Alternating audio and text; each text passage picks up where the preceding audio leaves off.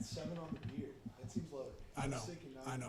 9.5. I'm a little disappointed in Coach. Apparently, he has really, really high beard standards, and it's something I'm going to have to work on. Apparently, coloring it may have to happen. So I got to go link long and hard and review it on film and really take a hard look at my beard.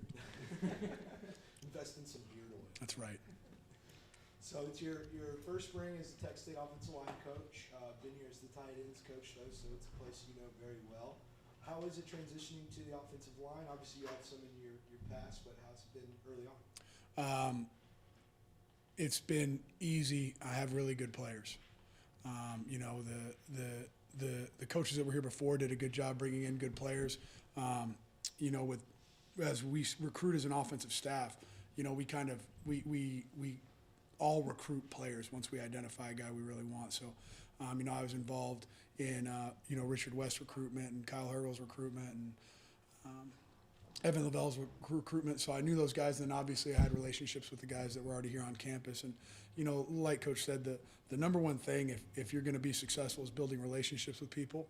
And so I think we got to skip a lot and skip ahead in our relationship status from player to coach because, you know, we work side by side in drills, and like I said, I'd recruited some of them. So, and then when you have a bunch of talented guys, they make you look much smarter than you are. So they've done a great job of making me look very, very smart. Yeah, Coach Stab mentioned that this was kind of in the works for a while now.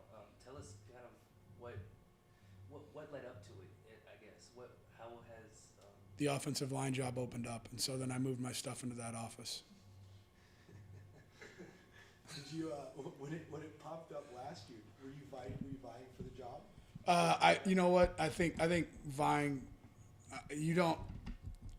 I don't vie for a job. I go out and I do the best work that I can possibly do every day, and then it's up to the people in charge of whether or not they want me for that position. Like Coach said, I've been offered, you know, multiple FBS offensive line jobs, but you know, I believe in this place and I believe in Coach Spavital, and this was the opportunity that I really wanted. You know, I know it's a cliche when coaches say, "Oh, it's my dream job." You know, when I met that man in 2016, I said I wanted to be his offensive line coach someday. I think he's an exceptional leader. I think he's an exceptional play caller, and I don't think that there are a lot of those in the world. So, I'm humbled to be his offensive line coach. I'm humbled to be Texas State's offensive line coach. Yeah, can you tell us a little bit about what spring camp's been like for the offensive line so far and what you guys are improving on? We've got so many guys that have played in games that I get to do a lot of detail work. Our defense is really multiple. You know, we're going to see 4 to 5 unique looks every day. And so what we're working on is, number one, like Coach said, we need to have a home base in the run game. We need to have a run that Coach says, I can call this versus anything, and they know it. So that's really been what we've worked hardest on, is to say, okay, versus this look, these are our run points, these are our rules. Versus this run point, versus this run call, these are our points and these are our rules. And like Coach said, it's a unique position because you've got to get 5 guys to see something the exact same way, or just trust the guy making the call in order to see it for him. So that's what we're really working on. You know, is if you know where your eyes to be and you know how your feet have to get there, you've got a chance at making the play. There's no official offensive coordinator on staff right now, but from talking to Coach Spavital and other coaches, it seems like it's been like basically the same. The transition from last year to this year with how the approach is and everything. Do you feel the same way when you're out there coaching them up? Yeah, it's always been my job to coach whatever the play caller calls. I think at times, you know, there are men that I don't need to have input. My job is to fix whatever coach wants to call. And whatever he wants to call, my job is to get my guys to see it the way that he sees it and block it as violently as possible that way. That was my job as a tight ends coach. When I was a tight ends coach, my job was to make sure I knew where the offensive line's eyes were so the tight ends knew where their eyes needed to be. Pass protection, same way. When we were in routes, it was the same way. So, yeah, my role has changed very, very little, you know. But I think if there's been one change, you know, it's been, you know, I've always had a great passion for the screen game, and I think that, you know, we hit a couple out there today, and so I think if there's something that I'm contributing more of, it's because I'm coaching offensive line, is taking a look at how we can be more diverse and put the ball in space easier, and so the screen game has always been a great answer for me. Yeah, Coach, you mentioned you get to work with a lot of really good players. How beneficial beneficial is it to have as much experience as y'all do on the offensive line? It's the most important thing on earth. So offensive line is the hardest position in sports, right? You've got multiple fronts, and those fronts change on a snap. Gone are the days where a defense would line up in a 4-2-5 stack and they'd stand there and let you block their ass. They're done with that, right? They're going to move, they're going to shift, and so the more football they see, right, the more it looks like something else that they remember, right? So we all learn because you build an attachment from something you know to something that you want to know, right? My guys have so many strings attached to things that they've seen in the past where it's almost unspoken, right? So when the defender goes from lining up here on second and short to lining up here on second and short, they know contextually that something is about to happen, and they have a pretty good idea. The thing with offensive line plays, it's the experience. It's the experience of seeing it, it's the experience of feeling it. And you watch my guys' eyes, and when they see movement, their eyes snap, and they know exactly where it's coming from. Whereas with young offensive linemen, right, and we still have some of those guys, right, when that target moves, it's freak out time. You know what I'm saying? It's up, bang, everything's growing. But when you have a bunch of guys that have played a bunch of ball, the C's are always steady. They know where their eyes need to be and how to get themselves and the running back or quarterback out of trouble.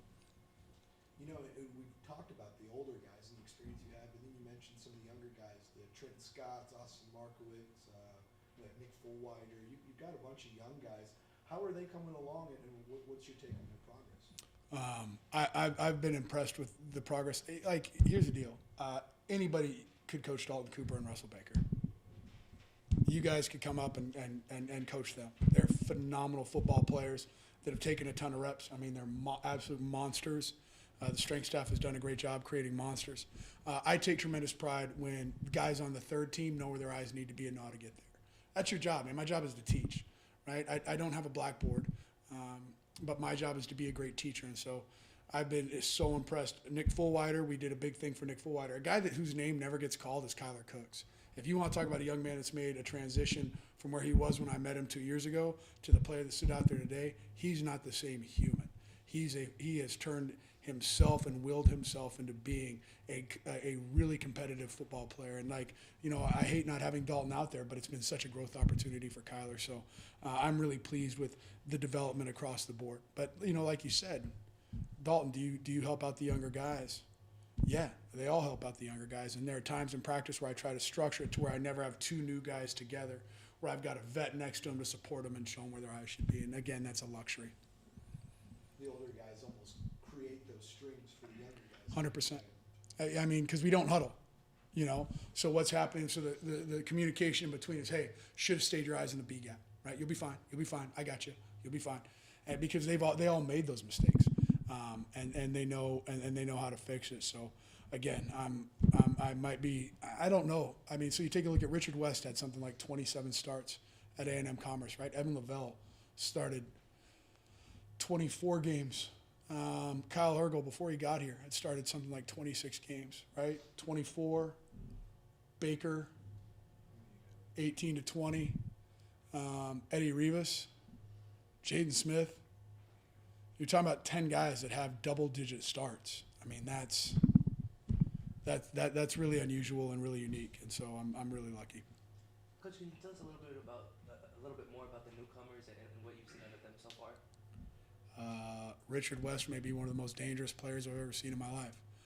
He's extremely fast. He's really twitchy. So, like, Richard West was like a 215-pound baseball player, right? So when you take athletes and then you grow them, they become really, really dangerous. So Richard West has electric hands. When he gets his hands on you, they're going to stay on you. He's able to adjust his feet. Evan Lavelle is a moving refrigerator. He just, if it's in his path, he's going to knock it over. So they've been phenomenal additions to the team. They're great people. I really enjoy getting to work with those guys, and they're going to make significant contributions this year.